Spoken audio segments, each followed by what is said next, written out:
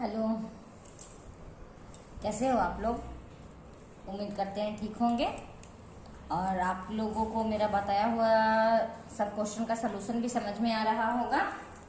तो चलिए अब हम आज आप लोग के साथ लेके आए हैं एक्सरसाइज 5.3 क्वेश्चन नंबर 8 और 9 क्लास 10th एनसीईआरटी मैथ का, जो कि समानांतर श्रेणी चल रहा है।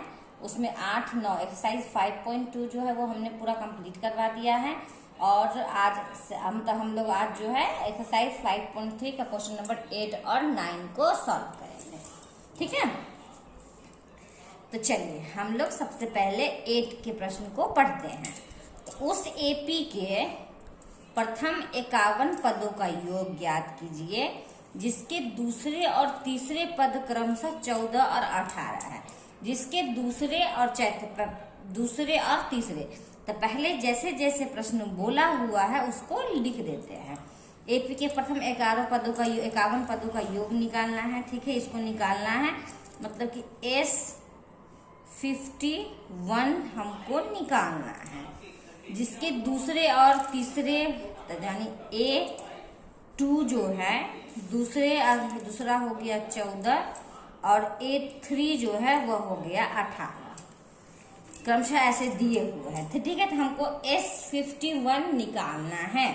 तो हम लोग क्या करते हैं, सबसे पहले A2 से हम लोग चलते हैं। तो A2 को हम लोग क्या लिख सकते हैं, A2 को हम लोग लिख सकते हैं A प्लस डी लिख सकते हैं। A प्लस डी बराबर क्या है, तो ये है 14।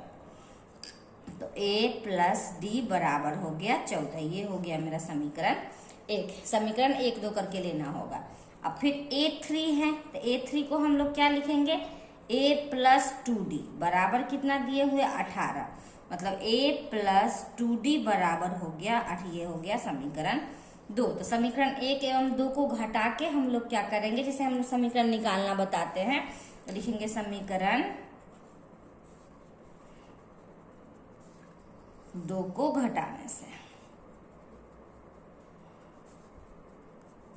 ठीक है, तो समीकरण 1 लिखते हैं A प्लस डी बराबर हो गया 14, A प्लस 2D बराबर हो गया 18। घटाने का मतलब है कि चिन्ह को बदलना है। तो यहाँ प्लस है तो माइनस, प्लस है तो माइनस, प्लस है तो माइनस। पहला तीसरा को देख रहे तो प्लस माइनस ये खत्म हो गया।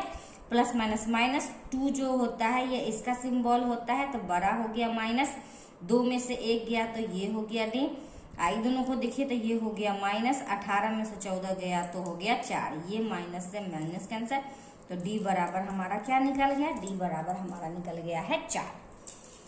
चलिए अब क्या करेंगे, डी का मान को हम लोग क्या करते हैं, अब हम लोग को डी निकल गया है, ए निकालना है, इसलिए क्या करना है, डी के मान को समीकरण 1 में डालते हैं। 1 या 2 आपकी मर्जी है।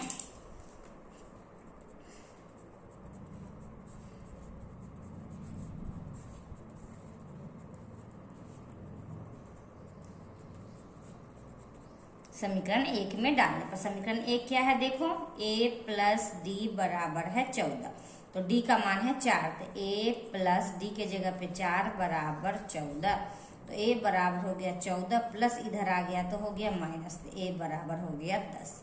A बराबर क्या हो गया, हमने यहाँ पे क्या किया, A का भी मान निकाल लिया और D का भी मान निकाल लिया। अब हम लोग क्या करें, तो S51 बोला है निकालने के लिए। ठीक है, तो S51 अब बोला है S51 हम लोग को निकालना है। तो सबसे पहले क्या करेंगे, Sn का फॉर्मूला लिखेंगे। तो n/2 2a plus n minus 1 into D. अब देखिएगा यहाँ कि यहाँ n के जगह पर तो मेरा 51 हो गया, तो इसको सॉल्व कीजिए। तो 51/2 2 इंटू a का वैल्यू है 10 प्लस n के जगह पे 51 माइनस 1 और d का वैल्यू है मेरा 4। इतना में किसी को कोई दिक्कत नहीं है। तो चलिए अब सॉल्व करते हैं। 51/2 2 दाहिन की 20 प्लस 51 में से 1 गया तो 50, 50 चौका 5 चौक 20, 200। कोई दिक्कत नहीं। तो चलिए 51/2 गुने ये हो गया 2 2 0, ये कितना हो गया 2 2 0। तो अब हम लोग क्या करेंगे, इससे इसको कट करते हैं 1 1 0, तो क्या हो गया 51 इंटू 1 1 0। अब इस दोनों को आप मल्टीप्लाई करोगे तो ये आ जाएगा 5610। ये जो हो गया S51 का मान कितना हो गया, तो 5610। ठीक है, कोई दिक्कत नहीं है, हमें उम्मीद है आप लोग को समझ में भी आया होगा। तो चलिए, तो अब आगे बढ़ते हैं हम लोग क्वेश्चन नंबर 9 की ओर। तो क्वेश्चन नंबर 9 देखो कि यहाँ पे क्या दिया है। तो क्वेश्चन नंबर 9 भी बहुत इजी है, जैसे 8 को देखे बहुत इजी था, वैसे 9 भी देखोगे तो बहुत इजी ही होगा। चलिए 9 के क्वेश्चन को पहले हम लोग पढ़ लेते हैं। यदि किसी एपी के प्रथम 7 पदों का योग 49 है और 17 पदों का योग 289 है, तो इसके प्रथम n पदों का योग ज्ञात करें। चलो अच्छी बात है, जरूर करेंगे। तो प्रथम 7 पदों, तो S7 पहले जो क्वेश्चन में लिखा हुआ है उसको हम लिख देते हैं। प्रथम 7 पदों का योग क्या है, 49 है। और क्या है भाई, तो यहाँ 17 पदों का, तो S17 बराबर है 2, 8, 9। तो इसके n पदों का मान निकालना है, मतलब कि Sn बराबर हमको निकालना है। हाँ, तो चलिए ये भी बनेगा। Sn बोला है निकालने के लिए, तो सबसे पहले हम लोग यहाँ क्या करते हैं, Sn का फॉर्मूला लिखते हैं। तो n/2 2a plus n-1 into D. Formula तो याद हो गया होगा पूरा अच्छी तरह से, जरूर हो गया, क्योंकि प्रश्न में फॉर्मूला को याद करने का जरूरी नहीं होता है, अलग से बनाते बनाते मैथ का फॉर्मूला याद होता है। तो n की जगह पे हम लोग क्या करेंगे, n की जगह पे हम लोग लिखेंगे 7। तो ये हो गया 7/2। 2a का वैल्यू हमारे पास नहीं है, n की जगह पे मेरे पास है 7-1, d भी मेरे पास नहीं है। ध्यान से देखिएगा जैसे जैसे हम बता रहे हैं। तो S7 बराबर दिए हुए है 49, तो यहाँ पे हम लोग 49 लिख सकते हैं। तो 7/2 इंटू 2a प्लस 7 में से 1 गया तो 6, तो ये हो गया 6d। अब इसको सही ढंग से लिखिए। तो 49 ये इधर भाग में है, तो बराबर की इधर आएगा तो गुना हो जाएगा। अब बताइए भाग में, ये ऊपर गुना में है, तो यहाँ आके क्या चला जाएगा, ये नीचे। ऐसे लिख सकते हैं हम लोग। अगर नहीं समझ में आ रहा है तो इसको एक लाइन हम लोग और बढ़ा सकते हैं। बराबर क्या हो गया, 2a प्लस 6d। अब काट दो, 7 7 49, कोई दिक्कत नहीं। मल्टीप्लाई करते हैं, तो 7 दूनी हो गया 14 बराबर 2a प्लस 6d। अब देखिए, तो ये दोनों में से हम 2 को कॉमन निकालते हैं। तो ये हो गया a प्लस ये हो गया 3d बराबर में हो गया 14। तो a प्लस 3d बराबर 14। ये गुना को हम इधर बराबर की इधर लाते हैं, तो 2 संते 14। तो a प्लस 3d बराबर हो गया 7। ये हुआ मेरा समीकरण 1। हमें उम्मीद है कि आप लोग को यहाँ तक समझ में जरूर आया होगा। तो चलिए अब हम लोग क्या करेंगे, अब हम लोग निकालेंगे S17।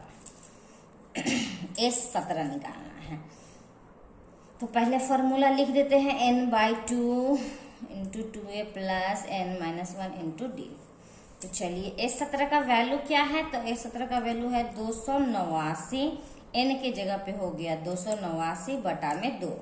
तो ये हो गया 2a प्लस n के जगह पे हो गया 289। नहीं सॉरी गलत, n के जगह पर तो यहाँ 17 दिए हुए हैं, ये लाइन गलत हो गया है। ये तो 289 इसका वैल्यू है, n बराबर तो यहाँ 17 हो गया ना, 17 बटा में 2। 2a प्लस n के जगह पे हो गया 17-1 इंटू डी। ठीक है, अब ठीक है समझ में। ये लाइन हमने n का वैल्यू पुट गलत कर दिया था, तो ये गुना है सो इधर आ जाएगा, ये भाग जो है इधर गुना में आ जा रहा है। ठीक है, बराबर में 17 2a प्लस ये हो गया 16d। ये इसको हम लोग बराबर की इधर लाते हैं, तो 289 इंटू 2 बाई हो गया 70।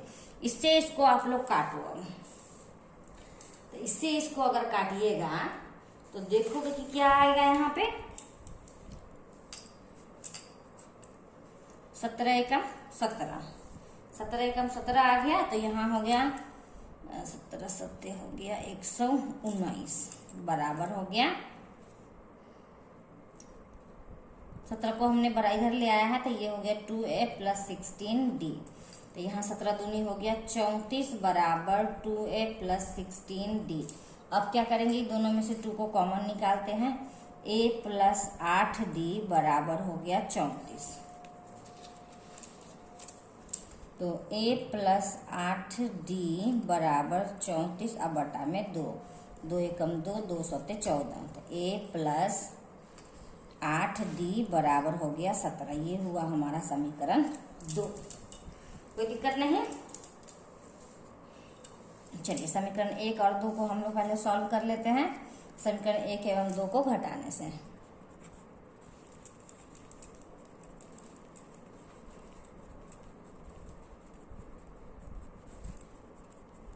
चलिए समीकरण 1 क्या है मेरा, तो समीकरण 1 है a प्लस 3d बराबर 7, 2 क्या है a प्लस 8d बराबर 17। घटाना है तो चिन्ह बदलना है, माइनस माइनस माइनस, ये खत्म, तो ये हो गया माइनस 8 में से 3 गया तो 5d बराबर 17 में से 7 गया तो 10, माइनस से माइनस खत्म, तो d बराबर हो गया 10 बटा में 5, 5 दूनी 10, d का वैल्यू क्या आ गया 2। अब क्या करना है, d के मान को पुट कर देना है समीकरण 1 में। तो समीकरण a में 1 मेरा क्या था, तो a प्लस 3d बराबर 7, तो a प्लस 3 इंटू 2 बराबर हो गया 7, तो a प्लस 3 दूनी 6 बराबर 7, a बराबर हो गया 7 माइनस 6 बराबर 1, तो a बराबर क्या निकल गया 1। यहाँ d का वैल्यू निकाला हमने, यहाँ a का वैल्यू बना। अब हमको प्रश्न देखते हैं कि यदि AP के प्रथम 7 पदों का योग इतना है तो इसके n पदों का योग निकालना है। क्या करना है हम लोग को, n पदों। तो चलिए हम लोग फिर यहाँ से Sn लेते हैं, n by 2, 2a plus n minus 1 into D. अब जैसे जैसे सबका वैल्यू दिया हुआ है वैसे वैसे उसको पुट कर देते हैं। तो Sn तो Sn ही रहेगा, n के जगह पे n ही रहेगा, और 2 इंटू a के जगह पर 1 प्लस n के जगह पर n माइनस 1 और d के जगह पे 2। कोई दिक्कत नहीं, दिख रहा है अच्छे से, देखिएगा ध्यान से। ये हो गया n by 2, 2a plus multiply कर दो तो 2n माइनस 2 और 2 1 2। ये देखो ये माइनस में है, ये प्लस है, तो 2 से 2 खत्म, तो यहाँ हो गया n बाई 2 ब्रैकेट का मतलब गुना 2n, 2 से 2 कैंसल, तो ये क्या हो गया n स्क्वायर। क्या हो गया n स्क्वायर, मतलब n पदों का योग क्या हो गया, इसीलिए n पदों का योग हमारा हो गया n स्क्वायर। इस प्रकार से जो है, देखिए ध्यान दीजिएगा, लास्ट वाला में थोड़ा सा जगह कम हो गया था तो हमने छोटा छोटा करके लिख दिया है, देख लीजिए। लास्ट में कुछ नहीं, ए डी का वैल्यू हम लोग निकाल लेंगे, उसके बाद एस एन बोला है तो ए और डी का फॉर्मूला को लिख देंगे, उसके बाद ए और डी का वैल्यू पुट कर देंगे, उसके बाद काटिएगा तो आप देखिएगा कि एन स्क्वायर आ गया। तो पूछ रहा था एन पदों का योग ज्ञात करें, तो एन पदों का योग क्या हो गया, तो एन पदों का योग हो गया एन स्क्वायर। इस प्रकार से जो है आज हमारा प्रश्न 8 और 9 दोनों का हल कंप्लीट हुआ। ठीक है, तो चलिए, अगर आपको मेरा बताया हुआ तरीका अगर समझ में आ रहा है तो प्लीज मेरे चैनल को लाइक करना मत भूलिए और सब्सक्राइब करना। और जितना अगर पहली बार आप मेरी वीडियो को देख रहे हैं तो जो बेल आइकन दिया हुआ है उसको दबाना मत भूलिएगा, क्योंकि हम चाह रहे हैं कि जितना जल्दी से जल्दी हो सकता है क्लास 10th का मैथ खत्म करें, और साइड से हमने 9th का भी स्टार्ट कर दिया, उसको भी हम कंटिन्यू ही रखेंगे। तो चलिए, अगर मेरा बताया हुआ तरीका समझ में आ रहा है तो प्लीज चैनल को लाइक करना, सब्सक्राइब करना मत भूलिएगा। अगर कहीं भी कोई प्रॉब्लम आए तो हमें कमेंट करके जरूर बताइए, उस प्रॉब्लम को हम दूर करेंगे। तो चलिए, अब हम लोग मिलते हैं नेक्स्ट क्वेश्चन में, नेक्स्ट क्वेश्चन को लेके नेक्स्ट वीडियो में। धन्यवाद।